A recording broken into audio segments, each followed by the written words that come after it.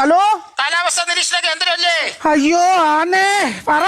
ഇവിടെ വയറ്റിലെ വെള്ളം കയറി കേട്ടോ. ഇത് എങ്ങനെ ഇറങ്ങിപ്പോവും? വയറ്റിൽ വെള്ളം കയറിയാ ഇറങ്ങി പോകാനുള്ള കാര്യങ്ങളൊക്കെ ദൈവം തമ്പുരാൻ ഇട്ടിട്ടുണ്ടല്ലോ. അയ്യോ അതല്ല, വയറ്റിലല്ല, പിന്നെ? വയറ്റിലെ ജംഗ്ഷനിൽ വെള്ളം കയറി. ഇത് എങ്ങനെ ഇറങ്ങിപ്പോകും? ഞാനൊരു ചൂരവടിയായിട്ട് അങ്ങോട്ട് വന്നിട്ട് അടിച്ചിറക്കട്ടെ അവിടുന്ന്. അതിന് പേപ്പട്ടിയല്ലേ ഇവിടെ ചത്ത കിടന്നത്? കേട്ടടാ നാറി. എന്റെ ദൈവമേ, നേരം വെളുക്കുമ്പോൾ തൊട്ട് ഓരോ കോൾ ഇങ്ങോട്ട് വന്നോടും. മഴ പെയ്. അടുത്ത കോള്.